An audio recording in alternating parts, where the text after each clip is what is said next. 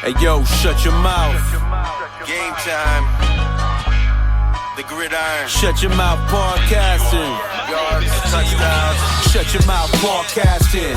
First round draft pick. Believe we got stats, kid. Quarterback sacking. 100-yard dashing. So tap in for the action. What teams got traction? What teams are losing? Franchises ruined. Fans in the stand booing. Playing, showing improvement. Who got the nerve to hit the turf? Put in the herd and go to work. Lace their cleats. Put on a show for the box seats. And those in the nosebleeds. Till the other team feels defeat. Decades of dynasties with rings and trophies. Any given Sunday. Welcome to the Sim Podcast. I'm your co-host, Sarek, and I'm always joined by my co-host, Ron. What up, Ron? What's going on? You know what we do? We talk about the National Football League. And this is Season 4, Episode 91. We are basically starting 2024, 2025. This is a new season. Ron, we haven't done any kind of football talk podcast in over 2 months. How are you feeling? Yeah, man, it's been a long time. I have been keeping up with, NFL stuff. I know you've been kind of turned your back a little bit and focusing on basketball, but listen, lots of turning my back is hard. I haven't turned my back. You've turned your back on your Patriots. Admit it. I've been keeping track because, listen, there's nothing going on right now. I mean, we're waiting for the draft. We're going to talk about the free agents. So let me just say this. We're going to talk about NFL news, what we've missed the last 2 months. And then we're going to talk about our teams, the free agents pickup. And then we'll talk about our teams, the draft. And then we'll have kind of an overview of what the draft holds, because the draft is happening a little bit over a week from now. So right. We're ready, man. We're ready. Are you feeling ready, Ron? Absolutely. So let's kick it off with some NFL news. And let's work from oldest to newest. Harbaugh to the Chargers. Ron, this was in the works a long time ago, especially with the whole cheating scandal that happened in Michigan. But is this going to make the Chargers a better team? Yeah, absolutely. Considering what they had the last couple of years for coaches, I think Harbaugh is a great coach. So, yeah, I expect them to make immediate changes. And I expect them to be a playoff team pretty much right away. Yeah, I think that he already has a quarterback there. He just needs to ramp up the whole, hey, I'm Harbaugh. We're going to run the ball. We're going to probably pass less, but who cares? You got Herbert, so it doesn't matter. I see, are they going to challenge the Chiefs in that division? No, they're not there yet. I think it's going to take a couple of years for him to put a stamp on the roster and stuff. He started to make some changes already, but it's going to take a couple of years for him to get the players that he wants in there. Do you see then the Chargers making the playoff next year? I think they can make it. I haven't looked at their schedules, as yet. Schedules haven't even come out yet, right? Probably just have the opponents at this point, but I wouldn't rule them out. Yeah, I wouldn't rule it out either. But, Burrow is coming back. Obviously, even though Aaron Rodgers is coming back. So I think, the AFC is going to be a lot harder now, but there's always injuries. So we'll see what happens. Number 2 is the kickoff rule. Now, Ron, have you totally understand this rule by now? Not really. I was reading through it a little bit. I think the intention of the new rule is to make kickoffs worth watching, right? So I think in the past, anytime there's a kickoff, people just kind of use that as a bathroom break. Now, there's value in watching it, right? So you're going to see a lot of returns for decent yards. We should see some returns for touchdowns. I think it's going to make the game more exciting while still keeping, they're trying to do their best to keep it safe with how the rules set up. Yeah, I have mixed emotions because now they make this kickoff rule change, but then does that mean that what happened in the past is voided now? Like the Devin Hesters, and I know the Steelers just picked up what's his name? Cordero Patterson. Cordero Patterson, that as soon as the rule went into effect. And he was a great kickoff returner, even without the rules taken in. So it's like, it's like, to me, this is a rule that it might affect the final score. I mean, we already know it's going to affect how teams, to strategize and all that stuff. Because can you do like special teams, like hands team, like, surprise, I'm going to short kick this ball? No. So part of the new rule, and we'll talk about onside, but so you have to kick the ball within the landing zone. So the landing zone is anywhere between goal line and 20-yard line. You can kick it above that and kick it, through the end zone if you wanted to, but essentially you need to kick the ball inside the 20. And if you don't, you're penalized as if it's like if it goes out of bounds. So your opposing team will get the ball at the 40-yard line. So it's encouraging the kicker to put the ball in play. And then it encourages the receiving team to return the ball as well. So you can't fair catch the ball. You can down the ball in the end zone, but there's no fair catches. You got to catch it and make a return if you come out of the end zone or if you take it anywhere inside the 20. Yeah, I think this is it's definitely going to make for more exciting plays. I watched some XFL stuff just to be caught up, and it was more exciting. It's basically like a running play, basically. If you strip it down, it's basically a running play. So I can see why the Steelers moved right away. Yeah, absolutely. They were actually one of the few teams that were against the rule. But as soon as the rule, as soon as it became obvious that the rule was going to pass, they moved quickly to get Cordell Patterson, which I think was a great move for them.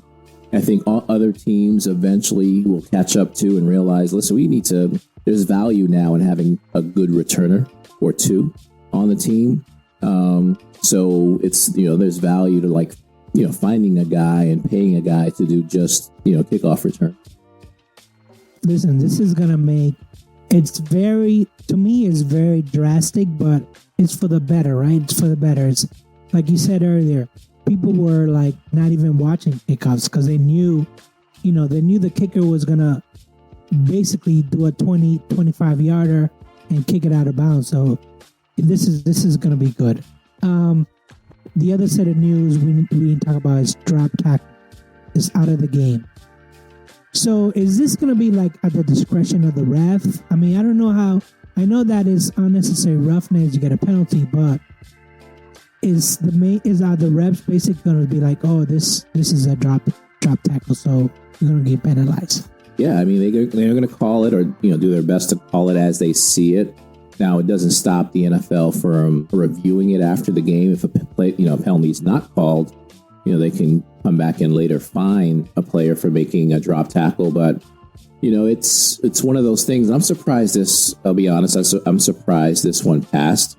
There are injuries that can happen and has happened, but you're basically almost eliminating all tackles from the game.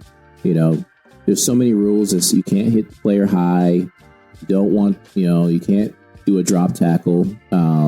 You can't pull from their shoulder pad. You can't do a horse collar tackle. So it's making it almost impossible for a defender to bring someone down, especially if you think about the guys like Derrick Henry, Najee Harris, the bigger guys. You have to figure out how to tackle, especially if you're from behind those guys. What can you do? Yeah, listen.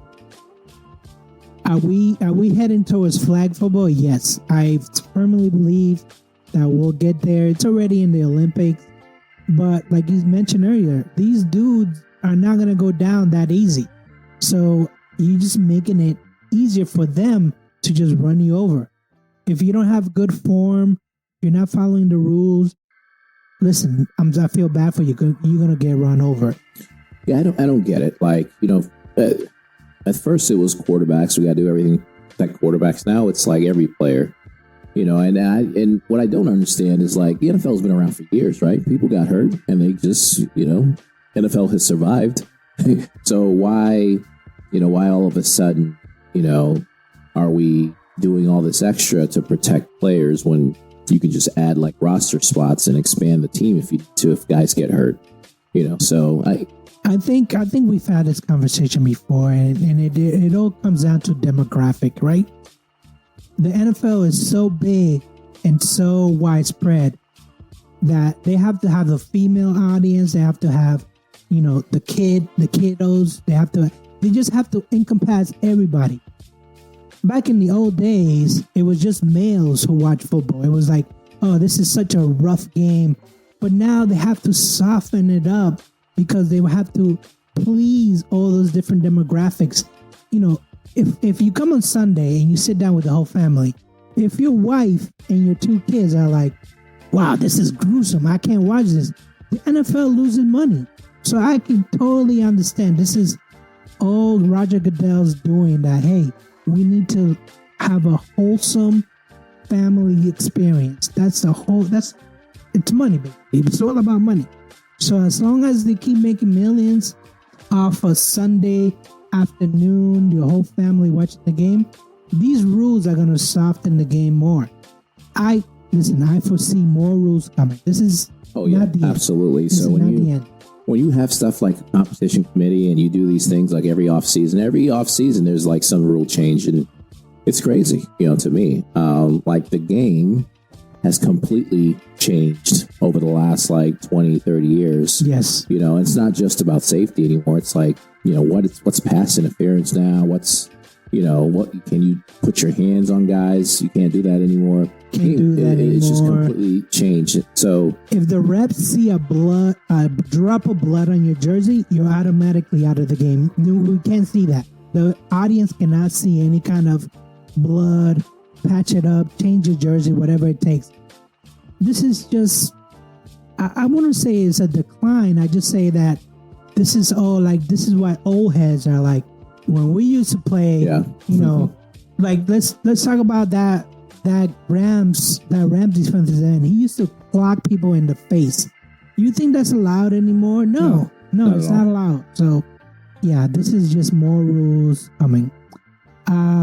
Talking about rules coming, the whole Rashid Rice saga. Is he gonna go to jail? Is he gonna be suspended? All the above. What's gonna happen to Rashid? He's getting sued now too, right? Listen, stuff seems to follow certain teams, doesn't it? Right? Kansas City, Raiders, right? It's like the players, it's the coaches. Things just follow around Kansas City. And if I'm the owner, I feel like the owner is like either not paying attention or he's just like sleepwalking through everything. So they should have made an immediate decision given their history, Kansas City's history with Reed's son, with stuff that even has happened with like Tyreek Hill. I know Tyreek's no longer on the team and stuff. With the foolishness around like Mahomes, with Mahomes' brother, his dad, all that stuff. If I'm the owner of Kansas City, I just I would have just cut him the next day. Why do you every off season have to deal with nonsense like that? Like I said, there's too many good players out there, to worry about Rashid Rice. If he wants to be a moron, there have been plenty of players, like way more talented, that have been cut. So, so I just don't get it. Like, these players are just idiots. That's all I can say.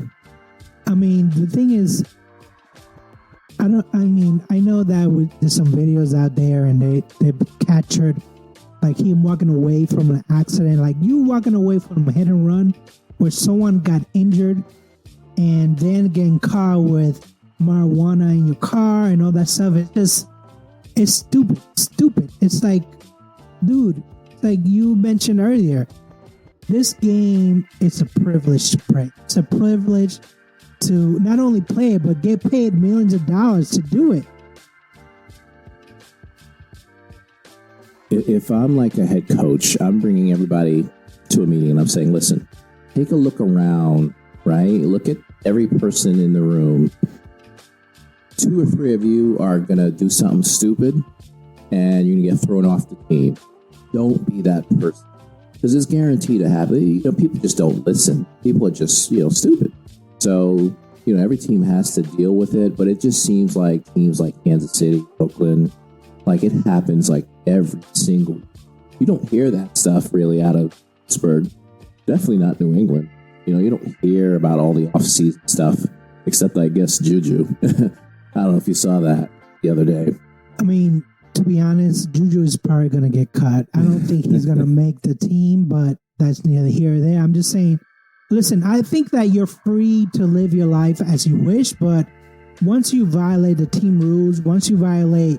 You represent the team. The law. Once you violate the law, I don't think you should be allowed to play, period. Yeah, I agree.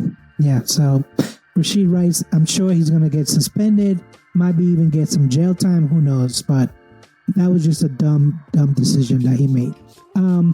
Speaking of dumb decisions, so Diggs got traded. Is it good for Buffalo or is it good for Houston? Definitely good for Houston. And I think for Buffalo, it's addition by subtraction, to be honest with you. I mean, Diggs was a pain in the ass. Him and Josh Allen were not getting along for the past, I don't know how many years, right? You've heard rumors. You've seen the antics on the sideline and stuff. To me, it's addition by subtraction. Now Diggs is a great player. You have to figure out how you can replace him. I don't know if they've done anything in free agency yet. I don't think they have, right? No, I don't think so. But either. they could address that in the draft by going and getting one of the top receivers. Yeah, and it's going to take time for them to gel and stuff like that. But you got to move on because, and like I said, like all year with Buffalo, the window is closing, right? This is just another example of that window closing on them. So I think they're doing the right thing by moving on from Diggs specifically. But is it going to hurt Josh Allen? Because now I don't think he has a number one. He'll find one. He'll get one. He'll bring somebody in. But the other thing is basically Buffalo Bills are eating up $31 million. So it's going, yeah, well. It was $31 million of the cap money. So basically. So imagine what is going on behind the scenes. So just come out and say it. Just say, hey, this guy was a diva. Yeah. Just come out and say it. But Buffalo, they rather not say. They rather just eat the $31 million. Yeah. Trade Diggs to Houston for a 1-year deal. Is Houston going to give him an extension? There should be in no rush to give him an extension if I'm Houston.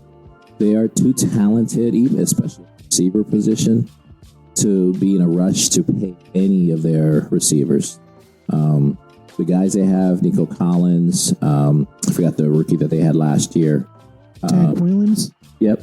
Those guys are young. They can approach the draft too, next year if they want to look for another receiver. I think they drafted somebody too that was really good last year. That was in the 4th or 5th round. He was an Alabama receiver, but he ended up getting hurt. Yeah, they have tons of weapons. So, no, I would not be. It's a good move for them because you're all in basically this year. You saw how well you did last year. You made the playoffs. You did really good. Yeah, going out for Diggs, make push over the edge to make a deep playoff run and get to the Super Bowl. But beyond, 2024, no, there's no need to rush into, extending giving him an extension. Yeah, I agree. Even if Diggs is on his best behavior and he has, a breakout season, I wouldn't give him an extension. I'd be like, hey, if you want to make $20 million somewhere else, then let it be it. But I think just maximize him. Just, hey, 1-year deal, do your best, and then somebody else give him an extension. And right. If he doesn't want to play, he doesn't want to play, but yeah, it is what it is. The last set of news, Ron, O.J. Simpson dead. And I want to kind of separate O.J. Simpson the movie star / commercial star, and O.J. Simpson, the football player. So let's talk about O.J. Simpson, the football player, because I think he did it. He did 2,000 yards in 14 games, something like that. So back then, that was incredible. People were like, "Whoa, this guy can run the ball." I think he only played for 8 years. Then he got traded to San Francisco. So overall, as a football player, he was probably, people thought he was the next Brown, right? He was the next that guy from the Cleveland Browns. Yeah, Jim Brown. He's one of the top 5, right? Jim Brown, like you said, maybe Eric Dickerson, Walter Payton, maybe Barry's in that conversation too. He's definitely one of the top 5 best, running backs of all time. There's no doubt about that. He was just so, such a good athlete, so explosive. On the field, there's not much that can be said other than he was a great player. Yeah, he was definitely a great player. Now, when you talk about the movie actor, star / commercials and all that, Naked Guns, whatever, he was funny. Yeah, I'm going to say he was funny. He was great. I chuckled, I laughed, whatever the case might be. But then the murders came. I know he was acquitted. I know he wrote a book titled If I Did It. He actually titled the book If I Did It, This Is How I Would Do It. So his later days, I guess his stuff was for sale, a lot of his trophies. He broke in, tried to get it. He lost a civil case. He couldn't pay them back. So his life was in shambles towards the end. But which OJ do you wish to remember? The football star, the movie star, or the one whose life just went downhill? I think it's all 3, all the above. Like, I'm going to remember mostly him as based on my age, him being an actor. I didn't get to see, I don't think any of him really play too much, just like the old games, so like highlights and stuff like that. But everyone's going to remember, everyone's alive is going to remember the chase, right? With the Ford Bronco. People will remember that. People will remember the whole case. And, if the glove don't fit, you must acquit. People are going to remember that. And people are going to have their own opinions of whether or not he did it. All I can say about that side of it, and let me just say straight up, I do think he was guilty. Having said that, if we all agree in our judicial system, he was ruled innocent, right? So I thought after he got off, what happened after that, I'm not saying it wasn't deserved.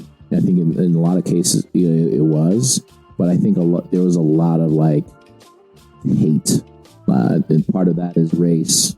Part of that is whatever, just because who OJ was and how arrogant he was. But, and I think that's my problem is that, fine, the system acquitted him from the murders, and that's fine. That's his life. He got his life back. But what bothered me the most is that he continued to be in the limelight. Like, he should have just taken the victory and just... Well, I think, and I want to talk about that for a little bit. I think a lot of that, I'm not sure how much of that was his choice because of what happened after the case. So, everyone thought he was guilty, and everyone all of a sudden got upset. The crazy part of that is there's plenty of cases where white people get off, right? Scot-free. And no one seems to be raising an uproar, when it's a white person that gets off. But anytime, with OJ, especially what was going on back then, that was a huge deal, right? And people turned it into something ugly. But they went after OJ, right? The family went off after all of his money, right? The Heisman Trophy, all that other stuff, which he tried to, steal back or Still whatever. back, yep. He was like broke at that time. So I'm not saying it was a right thing to do to write a book, to make money, but I think his back was against the wall, and some of the decisions he made, he was probably forced into doing things he may not have wanted to do just because of the situation he was in, not having any money, definitely not having the support of anyone, right, black or white, at that point. I think. Well, I do remember the black community kind of saying, "Hey, we finally got a victory. We finally got one over," and it was weird because when I was living in the East Coast and people were like mad, upset because he won, but then you look at people living in the West and living in the South, and they were like, "No, we got a break." Now, like you said, because he lost a civil case, he was broke basically. He didn't have anything else to do. But when you're broke, I feel like he went the wrong way to get the money, right? Yeah, absolutely. Steal his trophies, write the book. I feel like once you declare that you have no money, there's nothing else to do. What was he going to print his own money? I feel like he was, like you said, he was pushed to make some really bad decisions. Really bad. Absolutely. Like I said, he deserved a lot of what he got. Having said that, I think it's in our nature as human beings to throw gasoline on every fire. So we kick people when they're down. And that's what I saw when OJ died, when the reports came out. I saw a lot of people online saying basically good riddance, and like they had nothing positive whatsoever to say about OJ. It was like I think I saw maybe one tweet that, had something positive and like condolences to like the family, OJ's family and all that. Everything was just like, he was trash.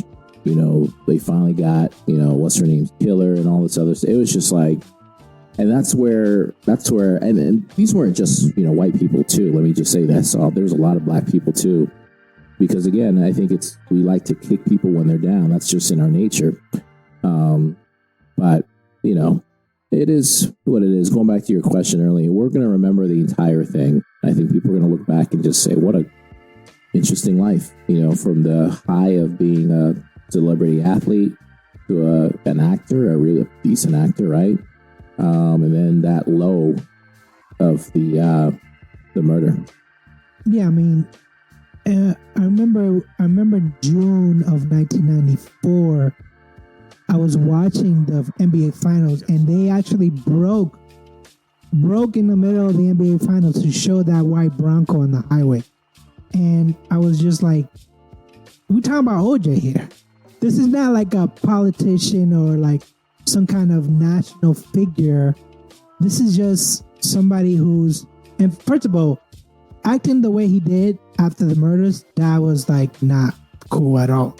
If you are innocent, you don't act that way. You don't just get on a bright Bronco and be like, I'm going to kill myself. But here's the thing, and it goes, I think the point that people are missing, and yeah, you can be mad at O.J. Simpson. I think what everyone's missing, what the media never wrote about, the big point is that our judicial system is shit, right? And it was shit in that case, and a black man went free for a murder. But on the other spectrum, it is way worse, for black people getting justice. That's the story. That's the big story that we missed, is like, that happens I don't want to say all the time, but it happens so often. Well, it happens a lot more often if you have money. And back then, OJ had a lot of money.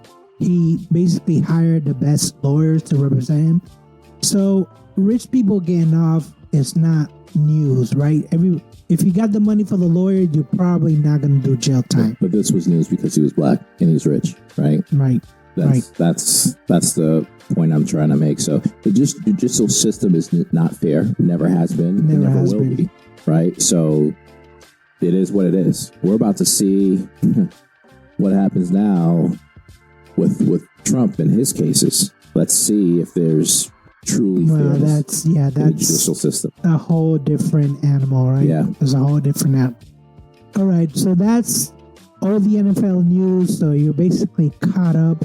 I'm sure there's much more, but we don't have the time for that. Let's just get into the free agents. Ron, let's start with the Steelers. What free agents did they pick up? Did they lose? Talk to me. I talk to the listeners out there that want to know, what are the Steelers' plan for the free agent? Well, let me go into departures first, because lots have happened for departures, right? Starting off with our entire quarterback room is gone. So Rudolph, gone. He signed with Tennessee, 1-year deal. Mitch Trubisky, gone. He's now with Buffalo as a backup. He signed a 2-year deal. Kenny Pickett, that was a big surprise, right? So they told him all offseason that, or at least the beginning of the offseason, that he would be the starter with the competition. There you go, and sign Russell Wilson, and told him that Russell Wilson would take their first lap. So he decides he doesn't want to be there. He gets traded. Are you over the Kenny Pickett by now? I am. I'm over Kenny Pickett being on the team. I think he's going to be.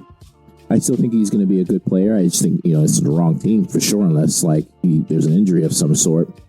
I am not over it, and I'm not happy, and I haven't been happy with how the Steelers organization, there's a lack of communication, and I don't want to come out and say Steelers are dishonest, but obviously, there's enough evidence now. Look at how they treated Mason Rudolph. There's a reason why Mason said, "I'm not coming back," right? And he decided to go elsewhere. Look at how they treated him. Look at what they, promised to a bunch of other players who are no longer on the team. What they say and communicate versus what actually will happen. I think there's, where there's smoke, there's fire there. And, I trust Kenny. Now, was it the right decision either way? Even if Tomlin called you and said, "Hey, Russell Wilson's going to take the lead," is it the right decision for you to move on? Maybe not. But, he probably didn't take that well, along with, I'm sure he spoke to Mason Rudolph and got some of Mason's advice and said, "I'll take my chances somewhere else." So, but anyway, we lost our entire quarterback room. That's been revamped. We lost a couple receivers, Allen Robinson, big one, Deontay Johnson, lots of noise from him all season. That is a little bit surprising, but not too surprising. We got him traded out to Carolina for a sixth round pick or something like that. So outside of that, our inside linebacker room is going to look a lot different too. So a lot of players that we had to sign last year for emergency because of just injuries. So Miles Jack got cut. Mykal Walker is gone.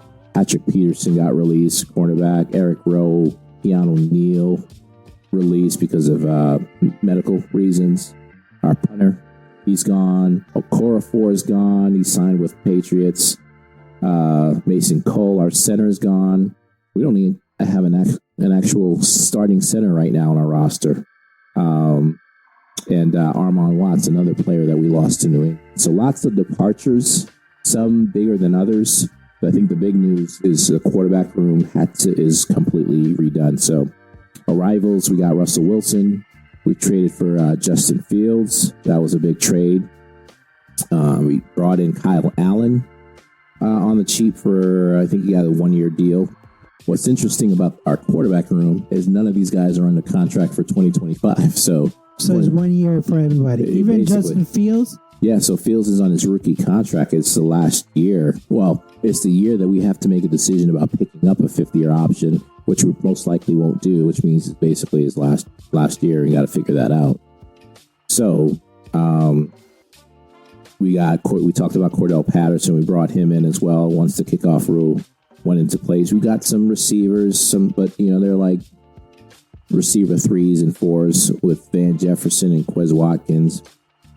We brought in a tight end that's familiar with Arthur Smith and Nicole Pruitt. We got some interior D-line, help with Dean Lowry. We brought in Patrick Queen. That's a big take. Huge pickup for us. We need an inside linebacker. Linebacker has been a big problem for us ever since Ryan Shazier got hurt, the neck injury. We have not been able to find our number one linebacker. So Patrick Queen, I think he's only like 24 years old, maybe 25 when the season starts. 3-year contract, $41 million. That's a great pickup for them. And then we brought in a good punter and a safety, Deshaun Elliott. So the locker room is going to look a little bit different. Whether or not this roster, though, now is any better than 2024, I think we'll see. The quarterback room for sure, that's probably an easy yes. That part's better. But the entire roster, is it better than last year? I don't know. We'll see. So are they, I know I'm asking ahead, but are they drafting a quarterback this season? Or are they just going to develop Justin Fields? So they always go into the start of season with 4 quarterbacks. I don't think they're going to draft one, but they are going to sign one once the draft is in. They'll bring somebody in as a free agent, like any of the college guys who didn't get drafted. They'll bring him in for reps, basically, because they need reps during, they need someone to go out there and have some reps during the off season. So, but I don't think they're bringing any other veteran receiver or quarterbacks, that can make the roster or, compete for the number 2 or 3. No, I think the 3 that we have now, it's just a matter of who's going to be the starter. Kyle Allen's the number 3. That's what we know for sure. So overall, I know this is super early. We don't know who makes the team or who doesn't. Is this a playoff team the way it's constructed right now? Yeah, I think it is. We have to we have some holes though that we need to fill, and we'll talk about that, I guess, when we get to the draft piece of it. But yes, I think it's still a playoff team. But like I said, how much better is this roster today versus last year? I think that's debatable, to be quite honest with you. So we'll see, right? We have a new OC. Some might question his success because he hasn't had success. We got new quarterbacks, 2 who have not had success in the last year or 2. So we'll see. And we lost our best receiver, Deontay Johnson. Yeah. I mean, like you said earlier that Mike Tomlin wants volunteers, not hostages, right? And he kind of fell into that hostage-like mentality. So Tomlin had to let him trade it to the Carolina Panthers. Yeah, I can see. I mean, listen, it's so early. It's only April, so we haven't had the draft yet. We don't know who they're drafting, how this is going to go. So this is very early, infancy early. I mean, maybe even in the belly early. They haven't even been born, the 2024 team. So I can understand. With the Patriots, it's not so much departures as far as, obviously we have a new head coach, and he basically, listen, I can't confirm this, but he basically told them, I want to keep the defense exactly the same. I don't want to have to mess around too much with it. And mostly, if I look at who they got, yes, they got some new people. Like you mentioned, Okafor from the Steelers, Watts from the Steelers. Then they got Gibson, which is, let's be honest, he's going to be like a 3rd down back. So Jacoby Brissett, I basically see him as a bridge quarterback because now they have Brissett, they have Bailey Zappi, and they have this guy from the Canadian League, Nathan Rourke. So they have 3 quarterbacks right now. I know we're going to talk about the draft, but I'll be shocked if they don't draft the quarterback. Whether it's third pick, whether it's a round later, they need a quarterback for sure. And then you have to replace Gesicki with Hooper, Austin Hooper, which came from the Browns. KJ Osborne, which came from the Steelers. He's probably going to be like a 3, but technically we already have a 3 from the guy from Liberty, Pop Douglas. So Yeah, I don't know Osborne, when he's going to play. He was on the Vikings. He wasn't on the Steelers. Osborne came from the Vikings. The Steelers is Watts and Okafor. So I don't foresee him. Maybe if they go to a 4 receiver set, which I don't see them happening. So let's look at who they resigning. So Michael Owenu is the offensive line, so he's gonna play right tackle. So technically, they don't have a left tackle right now, which should be resolved in the draft. But they got Mike Owenu for 3 years, and there's a theme going on right now. All the re-signings: Kendrick Bourne, Hunter Henry, Anthony Jennings, they all signed 3-year deals. That tells me right there that Gerard Mayo really has 3 years to turn this team around. Keep whoever you want, Gerard, but if you don't at least make the playoffs within the next 3 years, you might be looking at another job.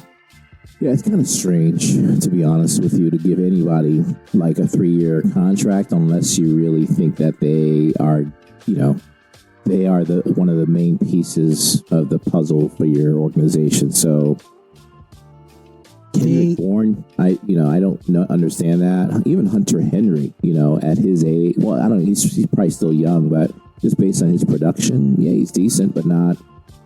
I mean, I wrote as a note that he's a good blocker when it comes to the run game. And if your tight end is not blocking in the run game, then why, then you basically have a Travis Kelce on your team.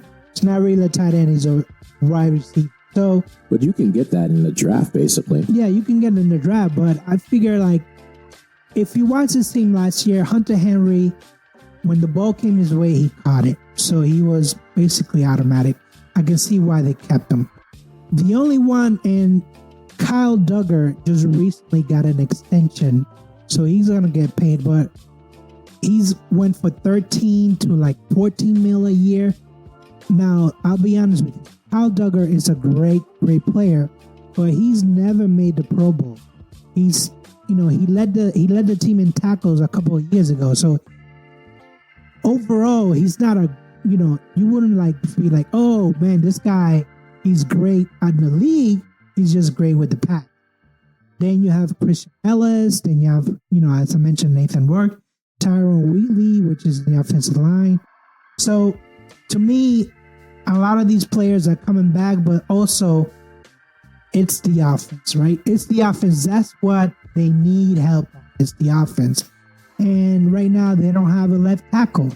So even if they draft, if they draft a QB, he's not going to be ready the first year. So and who's he throwing to? That's who he's throwing to. They couldn't sign any wide receivers in the free agent. That's a free agent.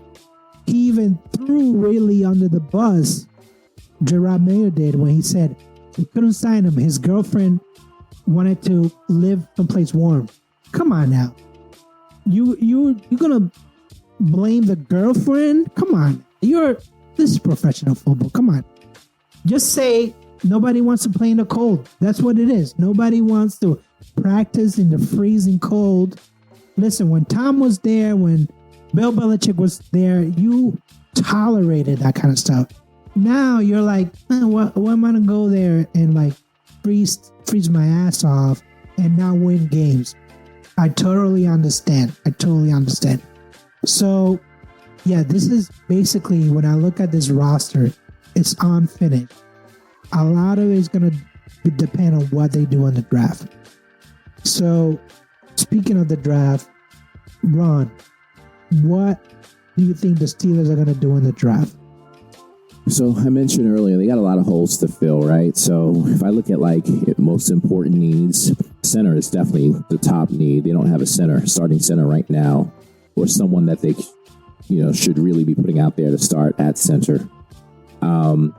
Obviously, with Deontay's departure, that opens up a hole at receiver number 2, and Van Jefferson and Calvin Austin, those guys are probably more of number 3 or number 4, not your number 2. So I think they need to address the receiver position too. They probably want to bring in a tackle, a right tackle specifically, so they can move Roderick Jones, who they drafted last year, over to the left side, where he's more comfortable with. So those are probably the three, top need.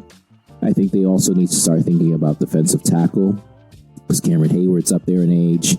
Okunjobi, I think this is the last year of his contract. He didn't really play that well last year, so they're probably going to move on from him next year.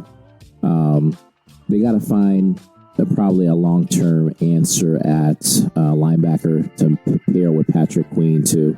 I don't know if they'll address that in this draft, but at some point they need to look at that. They need some more secondary help. A cornerback for sure, slot corner, with someone to play opposite of Porter, right? So I can see them bringing in Patrick Peterson, bringing him back, just because they're going to have to find some people to fill, but they need to get younger in the secondary for sure. So they need secondary help. They need offensive line help, and maybe draft defensive tackle. Yeah, so for eventually replacing Hayward or Okunjobi, because those guys are up there in age. Yeah, I like. Listen, you just re-up, right? Just get younger, get better. That's the whole point of the draft, right? Now, when it comes to the Patriots, and I will give credit where credit is due, I saw a lot of mock drafts out there. Listen, when you have Twitter and you're following your team, there's going to be a lot of mock drafts because everybody wants to basically put the 2 cents in. This is journalist Phil Perry's mock draft. I did not put this together. Credit to Phil Perry, because he was the only one who I looked and the picks made sense. Yeah. They just made sense. Obviously, I want them to draft a quarterback. Whether it's Drake May or Jaden Daniels, they just need a QB. But he needs to sit down a year. That's why you got Brissett. And you're going to need a wide receiver. Now, I know that he has the North Carolina wide receiver Walker here, but, the other receiver, Leggett, I think from South Carolina, is pretty good. Second round talent. I mean, there's so many wide receivers that are great, basically. Even on the text chain that I brought you in, somebody say Nabers. But Nabers is like a first round. Oh, yeah, talent. absolutely. Third pick. He'll probably go like the 4th or 5th pick, I think. Yeah. He moves up and stuff. Yeah. And again, it all depends on whether they, trade down or not. But they do need a quarterback, whether it's the first round or the second round. Our defense is pretty good. We got Barmore. We got White. We got Gonzalez coming back. We got Judon coming back. I'm not worried about our defense. The Patriots defense are okay. It's the offense that I'm worried about. Here he has Ben Sinnott as a tight end, and then as a offensive tackle as Connor Bartolin from Wisconsin. Yeah, I think he plays center. So listen, David Andrews doesn't have many years left. He's still a good center. He just doesn't have many years left. So I like this draft by Phil Perry. Has wide receivers, has offensive linemen, not heavy on the defensive side, because I think that we're good. There was a couple of games last year that we lost, not because of defense, because we couldn't score. We couldn't put points on the board. I can think about the Colts game. That was terrible. It was like 10. We lost 10-0. I can think about, New Orleans game. We couldn't. It was 0. They scored more points than us at home. It was 0. So, listen, I think that this team hit rock bottom last year, and there's no way we'll go up. Now, is this a playoff team? Absolutely not. No. I think the DraftKings has them at 4.5. It opened up at 4.5, and then it moved up to 5.5. Can this team win 6 games? It remains to be seen. It all depends on who they draft, but I think they can possibly win 6. So when we do the over and unders, way forward, I'm gonna go over because. Do you know what the over under is for the Patriots as far as wins? 5.5. 5.5. Okay. 5.5. So I'm gonna go over. I'm telling you right now. Now I'm not doing the whole homer thing. I think this team has a good defense. Maybe the defense will surprise people, but I'm very excited for the defense. The offense, we got new coaches, we got new quarterback coaches, we got new offensive coordinators. It's very different. That's how I feel. I feel like positively engaged, basically. So I was hurt, Ron, when you said I turned my back on the Pats. I didn't. You must be confusing the Red Sox. I definitely turned my back on the Red Sox. But not the Patriots. Yeah. I've been seeing the moves they're making. I've been watching. They just had voluntary workouts the other day. Everybody showed up, so the team is doing what they're best. That's good. Let me. I'm gonna give you my mock since you went over your mock, and this is from me, not from anyone else. But I mentioned center being the immediate need. I think the Steelers are going to address that first round. So I have Zach Frazier in there. They can go in like a number of directions. There's about 3 different centers that are all like right around each other. But Frazier has like the most experience at center, so I think that's going to be their first pick. I think they go receiver next with Ricky Pearsall. There's a number of good receivers, so this name could be anybody. But Pearsall, I think, gives you the best chance to, if you're looking for a person to be on the outside specifically. I think he's just really talented, and there's a lot he can do, including blocking too, which he's going to need to do in this system. Round 3, the first of 2 third-round picks, I went with Rook Aurora. I think that's how you pronounce his name. He's a defensive tackle from Clemson.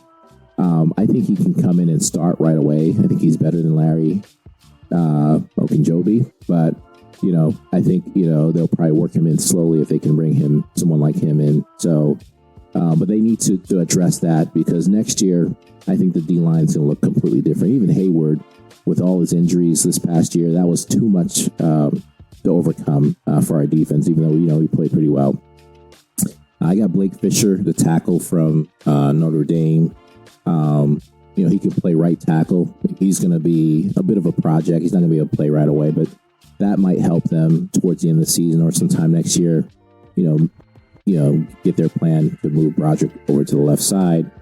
I got them taking a cornerback, Elijah Jones, with their 4th round pick. It's a cornerback out of Boston College. Trey Taylor, this is a stretch. He's from Air Force. I watched a lot of his highlights. This dude is a baller. But he's in Air Force. I can see him either getting drafted or just not being drafted at all. But I really like him.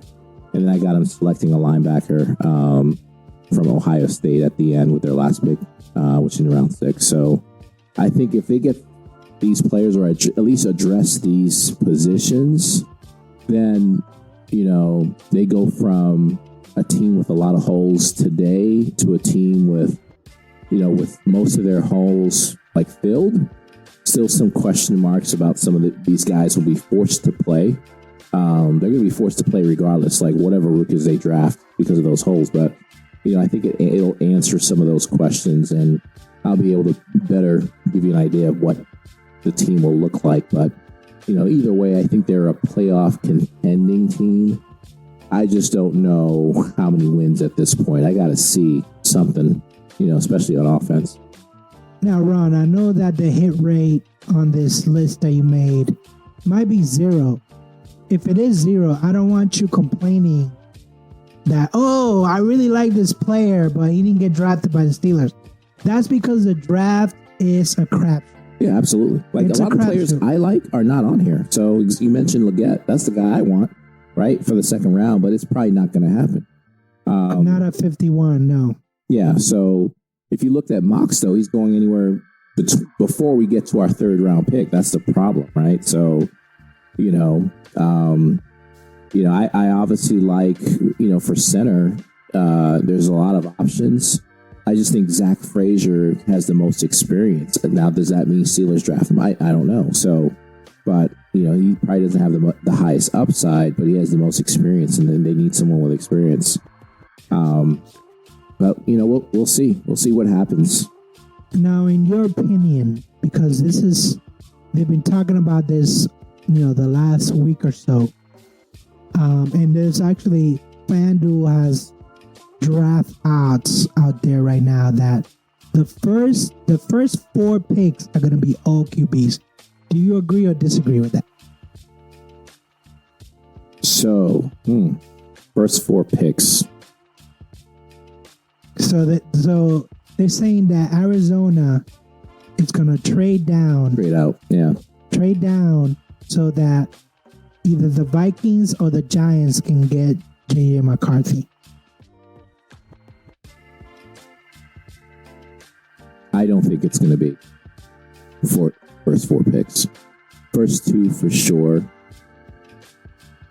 When you get to number 3, when you look at value for the pick, I question if May or McCarthy or Pettit or whoever is worth a number 3 pick. If I'm the Patriots, I'm trading back, not too far, but like maybe to like 8, 9. If the Giants want to move up, I think they got like a pretty early pick. If they're in love with someone, I think the Giants have the 6th or the 8th. Let me just look at the draft order real quick. But I know that they're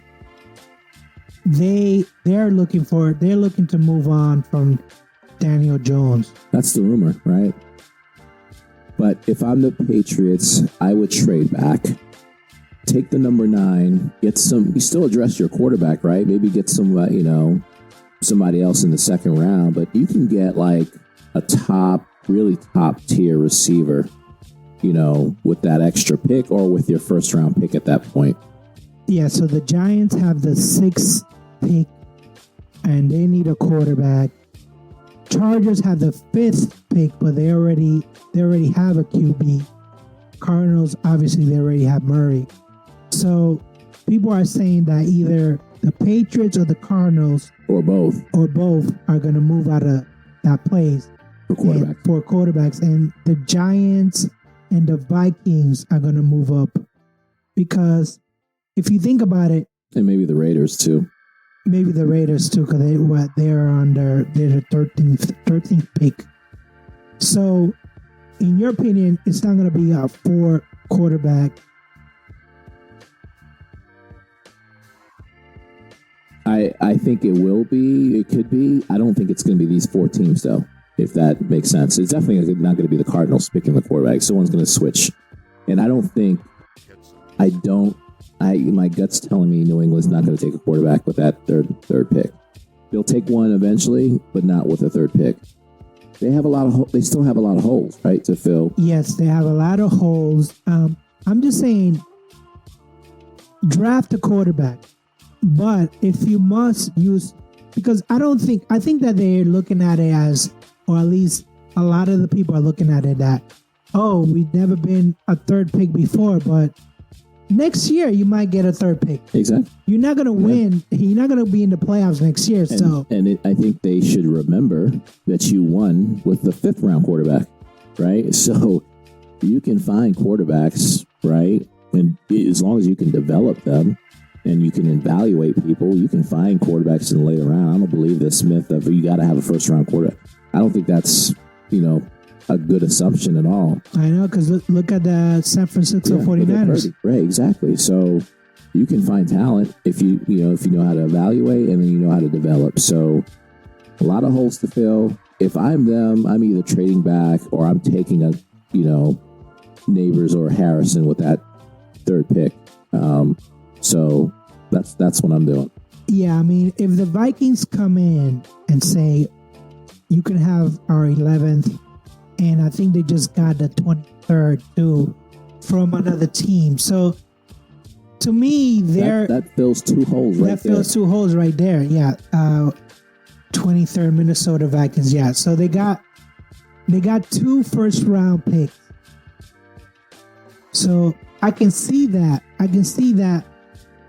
trading 2 for 1. I can see that. Now, if nobody else wants to trade up to number 3, yes, draft Drake May. I know he's a project, right? He needs to be developed, but everything I've seen so far from him is that he has an arm. Oh, arm for sure. He has the legs because he's actually a good runner. You just need to develop him. Now, the coaches said about Mitch Trubisky. The same could be said about a lot of players. I mean, same could be said about Mitch Trubisky. Same could be said about Daniel Jones. I mean, any North Carolina quarterback, you have to kind of second guess, right? But seeing that he's from a football family, his brothers played football, his dad played football, that doesn't mean that he gets a pass, but I can see him being a good player if you can develop him. That's a big if, because what happened to Mac Jones, had a great rookie season.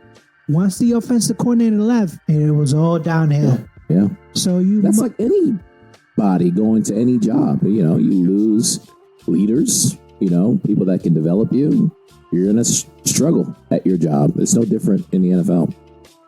Yeah. So I think that I'm going to say that at least 3 quarterbacks get drafted in the first round. 4 might be a little bit too much, but definitely 3 quarterbacks. Well, I for sure think 4 quarterbacks are being drafted in the first round. I don't know if it's the first 4 picks in a row. That's what I'm questioning. Well, 4 quarterbacks in the first round. Yeah, in the first round, yes. But I'm saying, let me rephrase. I'm saying that the first 3 should be quarterback. If New England doesn't trade out, it should be a quarterback. That's what I'm saying. Now, are there any other surprises that you think we might see this draft? Well, I mean, I would have told you a couple weeks ago the Giants was kind of a surprise that I probably would have saw coming, but not really, right? Not really. Looking at these, I don't see. It's really a race for those quarterbacks, and then after that, yeah, because the Titans have a quarterback, the Falcons have a quarterback, the Bears should draft Williams, and they have a QB. The Jets have QB Aaron Rodgers. So it's just the Vikings and the Giants are really thirsty for quarterback. Yeah, I would think the Raiders. I would think Denver, right? Denver, but where is Denver? Denver had the 12th pick. Who they have as their quarterback? I don't even know. Lockett, I think. Andrew Luck? No, he went to Seattle and then he went to New York. No, Stidham. They have Stidham. So, exactly. Yeah. Denver needs a quarterback. So, I can see Denver moving up, but they don't have an extra first round pick. So, it's all about the bag, right? Show me what you can get to me. If the Patriots lose a first round because they traded down, that was dumb. To me, that was dumb. You mean lose? Meaning that you gave up the third pick for like a second, third round. No, that would never happen. So the value of that third pick is multiple first round picks. Yes. Even if you have to defer to next year. Yeah, they'll get a first round this year. A first round next year also is what I'm saying, just to trade out of that third pick. That value is significant. So if they're trading back, they're getting some top assets. They're not going to lose out on a first round pick at all. They're going to have multiple first round picks. Yeah, so it's interesting. I want to see. We're going to see it at a bar. I've been there before a couple of years ago with my wife. People show up in the jerseys and they're excited. Normally, I'm never excited because Bill Belichick tended to even when we had the 23rd pick, he would still trade down. So this is brand new to me. I'm wow, 24 years in the make.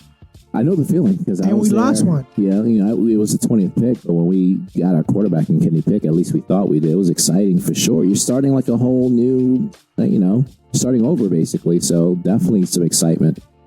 There's excitement every year, to me, but definitely, if I'm a Patriots fan, yeah, who is the quarterback? Who are you putting out there? So, yeah, for sure, it's going to be exciting. It's going to be exciting. So, when we do the show next time, episode 92, it's going to be after the draft. We're going to see if any of our picks hit, or any of your picks. My picks, I'm going to see Phil Perry's picks.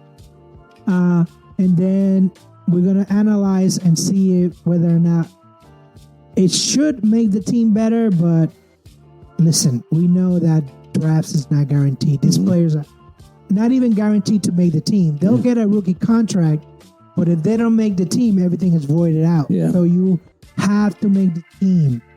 You have to make the team. That's very important. Any last words, Ron, for the Steelers fan out there? No, man. Listen. I think it's been a non-Steeler like off season for sure. With the quarterback situation. There's a lot of excitement. I think everyone's ready to move on for the disaster that was last year, and there's a lot of hope for sure. I would tell everyone, let's temper it down a little bit. Just because we have Russell Wilson and Justin Fields doesn't mean that we're going to score more points. Because again, those guys struggled to score points in their systems last year too. And Arthur Smith, as an OC, struggled, calling plays with Atlanta. Yeah, the talent wasn't there in Atlanta. You can blame it on that, but let's temper our expectations a little bit, but still know that we have a good team that should make the playoffs. And if we don't, then we need to really question things. But we got a couple months before camp and all that stuff. So there's still a long ways to go, but the draft will provide a little bit of excitement, temporary excitement at least. I'm excited for the draft, but I would like to close out by saying this. If you watched the Dynasty, this was not a documentary. This was an infomercial to get the Crafts into the Hall of Fame for owners. Because if you watched, and I watched all 10 episodes, not one time was Bill Belichick giving credit for any of the Super Bowl wins, any of the division titles, any of that. It was all like, well, if we didn't have Tom Brady, I'm sure none of those things happened. Yes, that is 100% true.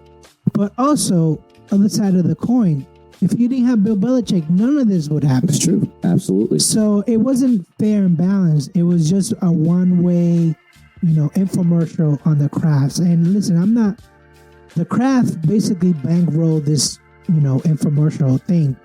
I'm not mad at them. This is what you do when you have money.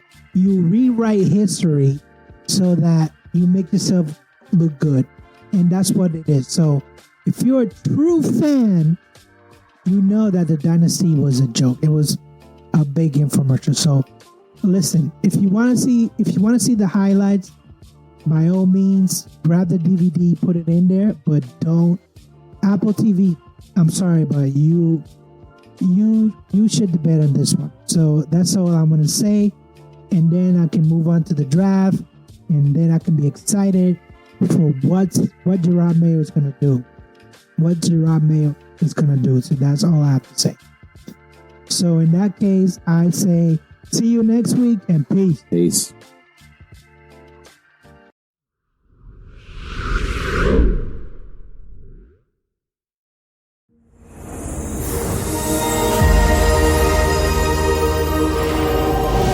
Sim Podcast Show.